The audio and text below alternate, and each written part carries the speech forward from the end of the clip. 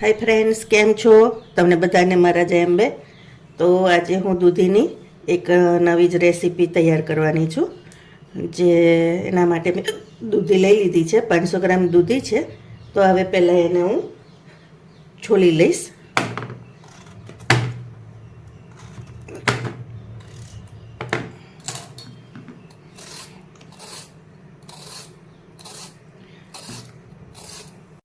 તો ફ્રેન્ડ્સ, મેં દૂધી છીની લીધી છે.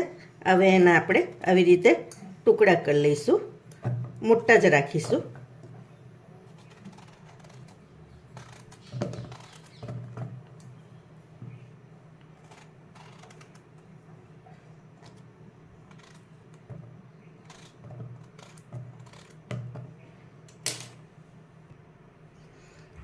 આવી રીતે 2 બટાકા પણ લઈ લીધા છે ફ્રેન્ડ્સ. દૂધી થોડીક મને ઓછી લાગે છે એટલે બટાકા પણ લઈ લઉં છું.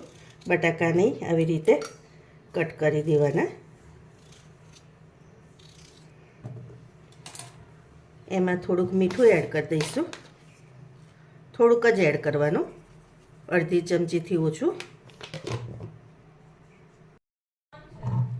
હવે થોડુંક પાણી એડ કરી દેવાનું.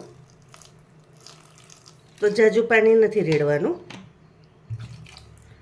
2 કપ જેટલું આશરે રેડ્યું છે પાણી. હવે આપણે એને બંધ કરીને 2 વિસલ થવા દઈશું. તો ફ્રેન્ડ્સ, કુકર થાય છે ત્યાં સુધી આ બધું હું સમારી લઈશ. તો આવી રીતે નાની મોટી થઈને મેં 5 ડુંગળી લીધી છે, 3 ટમેટાં છે, 2 મરચાં છે, 8 થી 9 કળી છે, લસણ છે, અને આવી રીતે 2 આદુના ટુકડા લીધા છે. તો આ બધું હું હવે સમારી લઈશ. તો ફ્રેન્ડ્સ, મેં ડુંગળી ટામેટાં ક્રશ કરી લીધા છે, આદુ અને લસણ પેસ્ટ કરી લીધી છે, અને મરચાં કાપી લીધા છે. હવે આપણે કુકર ખોલી લઈશું. તો જો આપણા બટાકા અને દૂધી મસ્ત બફાઈ ગઈ છે.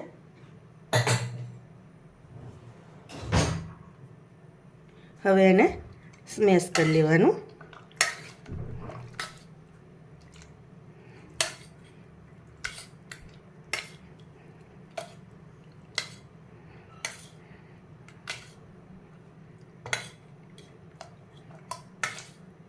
તમને દૂધીના બિયાના પસંદ હોય ને ફ્રેન્ડ્સ, તો પછી તમે દૂધી જ્યારે બાફો ને ત્યારે એનો વચ્ચેનો ભાગ કાઢી નાખવાનો. તો બિયાવાળું નહીં લાગે તમને. આવી રીતે સ્મેશ થઈ ગઈ છે. તો ફ્રેન્ડ્સ, આવી કઢાઈ લીધી છે. એમાં હું 1 ચમચી ઘી એડ કરીશ. તમે બટર પણ લઈ શકો છો. 1 ચમચીથી થોડુંક.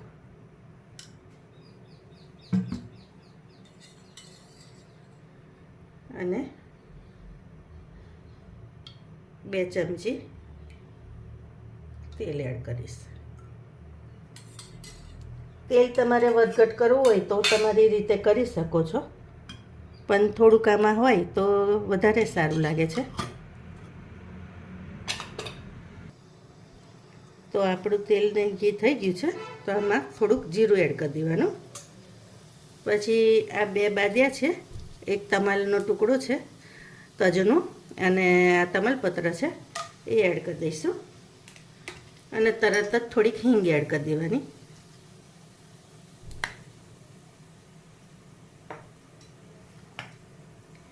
હિંગ થઈ જાય એટલે આપણે ડુંગળી એડ કરી દઈશું.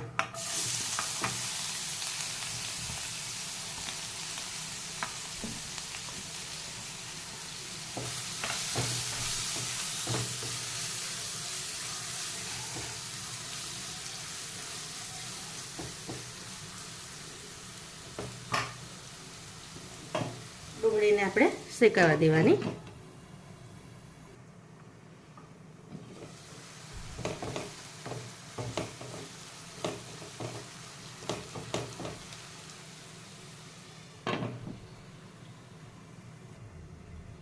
જો ફ્રેન્ડ્સ, હવે ડુંગળી થાય એટલે આપણે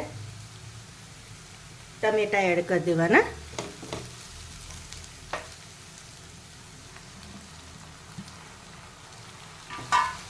અને ટમેટાની જોડે જ મીઠું એડ કરી દઈશું આપણે.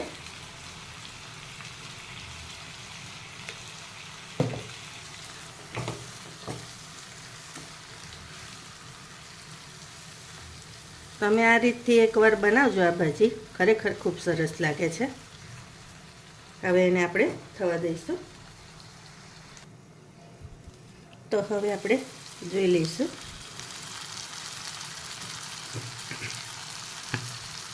હવે હું બધા મસાલા એડ કરી દઈશ. તો હળદર, તીખું મરચું, ધાણા જીરું, કલરવાળું મરચું અને ભાજી મસાલો.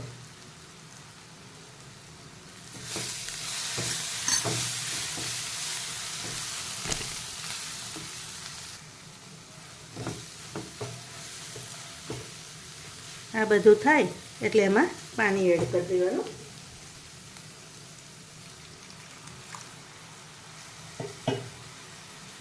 એક કપ જેવું છે.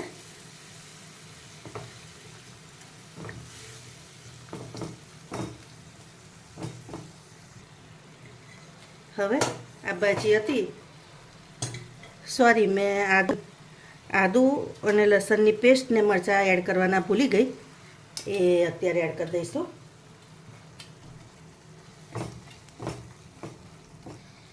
આ થોડા લીલા ધાણા છે એ હું વઘારમાં એડ કરીશ. વઘારમાં એનો ટેસ્ટ ખૂબ સરસ આવે છે, એટલે તમારે પણ એ એડ કરવાના, તો આખો ટેસ્ટ જ અલગ આવશે. અને આનો મસાલો આવી રીતનો થવો જોઈએ, એકદમ સ્મેશ નહીં કરી દેવાનું. હવે આ દૂધીવાળું આપણે એડ કરી દઈશું. હવે આને આપણે પ્રોપર મિક્સ કરી લેવાનું. અને દૂધીને બહુ તમારે ક્રશ નહીં કરી દેવાની, એને થોડીક દરદરી જ રાખવાની. એટલે આવી રીતના ટુકડા થોડા કરે ને તો ખાવામાં થોડાક વધારે સારા લાગે છે.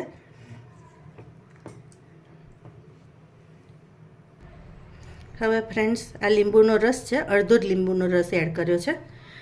તમે ઉપરથી પણ લઈ શકો છો, પણ હું બહુ લીંબુ નથી ખાતી એટલે થોડુંક આમ જ એડ કરી દીધું છે. તમે આ રીતથી પાઉંભાજી, આ ભાજી ચોક્કસથી બનાવજો, તો મારી ગેરંટી છે તમને કે તમે બીજી પાઉંભાજી બનાવો છો એ ભૂલી જશો. આ ખૂબ જ ટેસ્ટી લાગે છે અને હોટલનો ટેસ્ટ પણ સાઈડ પર ભૂલાઈ દે એવો લાગશે તમને. તો તમે જોઈ શકો છો કે એનો કલર, સ્ટ્રક્ચર બધું બહુ સરસ આવ્યું છે. જુઓ, આવી રાખવાની. તો તમને મારી રેસીપી કેવી લાગી એ ચોક્કસથી કહેજો.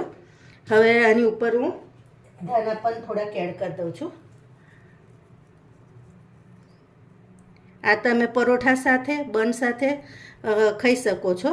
તમને બન સાથે ભાવે તો બન સાથે, અને પરોઠા સાથે ભાવે તો પરોઠા સાથે. હું આ પરોઠા સાથે સર્વ કરીશ. તો તમને મારી રેસીપી કેવી લાગી ચોક્કસ કહેજો. Thank you.